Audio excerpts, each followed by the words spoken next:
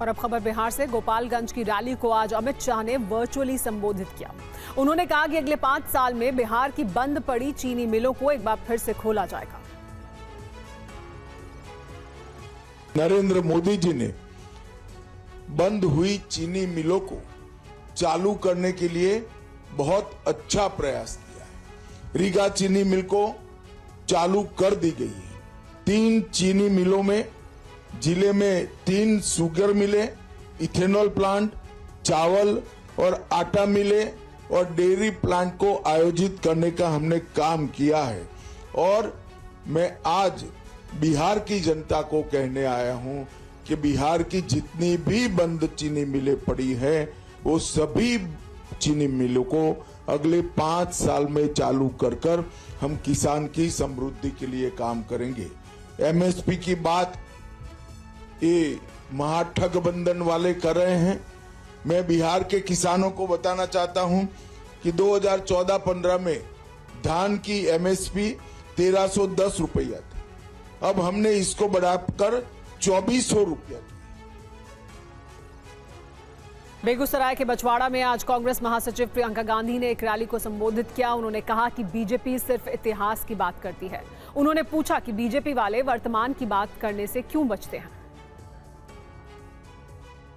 आपने एक चीज देखी है, आपने देखी है, वो या तो 20 साल आगे की बातें करेंगे, भविष्य की लंबी बात कि भाई 2050 में हम ऐसा ऐसा करेंगे, या फिर वो अतीत की बातें करते हैं कि जवाहरलाल नेहरू ने ये बिगाड़ दिया, इंदिरा गांधी ने वो बिगाड़ दिया, ये बातें करते हैं। कभी आपके वर्तमान की बात करते हैं, आपके आज की बात करते हैं कि आप पे क्या गुजर रहा है। कभी आपसे पूछते हैं कि इस महंगाई के जमाने में आप कैसा गुजारा कर रहे हो, कैसे गुजारा कर रहे हो, पूछते हैं आपसे। अभी दिवाली हुई थी, छठ हुआ, किसी ने आपसे पूछा कि इस महंगाई के जमाने में आप त्योहार कैसे मना रहे हो, क्या सुविधाएं हैं आपके पास, दुकान जाते हो कुछ खरीद नहीं पाते हो, बिहार में नौकरियां नहीं मिलती, रोजगार नहीं मिलता। TV9 के पास दुलारचंद यादव की पोस्टमार्टम रिपोर्ट है। रिपोर्ट के मुताबिक दुलारचंद की मौत गोली लगने से नहीं बल्कि फेफड़ा फटने की वजह से हुई।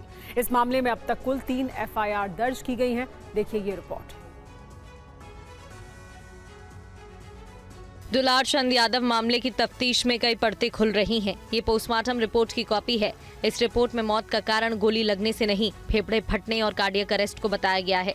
वहीं पोस्टमार्टम करने वाले डॉक्टर के पैनल का दावा है कि दुलारचंद के पैर में गोली लगी थी। उनके शरीर पर जख्म के और भी निशान मिले हैं। पोस्टमार्टम पैनल में शामिल डॉक्टर अजय कुमार ने बताया कि गोली दुलारचंद यादव के पैर के आर पार हो गई थी, इससे मौत नहीं हो सकती।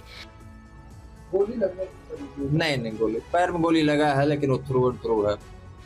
गोली पैर में नीचे बाया एंकल जॉइंट से है, तो गोली पार है, आर पार है, उससे वैसा कुछ खास चोट नहीं है। वो एंकल जॉइंट पे लगी है सर, तो क्या उससे मौत नहीं होता? नहीं, उससे नहीं। वहीं दुलारचंद यादव की हत्या मामले में 3 FIR दर्ज की गई हैं। मृतक के पोता के द्वारा FIR किया गया, उसमें टोटल 5 अभियुक्त जो है बनाए गए हैं। पुलिस की तरफ से किया गया वो ओवरऑल जो केस है, तो उसमें सभी लोग जो अज्ञात और सभी लोगों पे है। आरोपी बनाए गए हैं। हाँ, उसमें जो प्रथम FIR उसमें आरोपित बनाए गए हैं। मोकामा में दुलारचंद यादव की हत्या के बाद सियासी उबाल है। विपक्षी दलों ने इस मामले में बिहार सरकार और चुनाव आयोग को घेरा है। जिन लोगों ने अपराधियों को पाला पोसा बड़ा किया, केवल अपनी कुर्सी बचाने के लिए इस्तेमाल कर रहे हैं जो लोग, आज उन लोगों को संरक्षण दिया जा रहा है और वही लोग जंगल राज की बात कर रहे हैं। इलेक्शन कमीशन को तो संज्ञान लेना चाहिए, सुमोटो लेना चाहिए कि ये कैसे हुआ, किस अधिकारी पे कार्रवाई हुई, एक पुलिसकर्मी पे, कोई DSP SP के पे कोई कार्रवाई नहीं की गई। चुनाव आयोग इस पे पहल करके और अपनी विश्वास जिन पर पूरे देश विश्वास करता है, उस विश्वास कैसे बढ़े, इस पे जिसे अमल करने की जरूरत हो कि आज ये घटना ऐसी ना हो पूरे देश में, इस पे अमल करने की जरूरत है। जैसे देखिए, सबसे बड़ी अभी चुनाव आयोग है और उनके नेतृत्व में चुनाव होती है और पूरे देश चुनाव आयोग पर विश्वास करता है।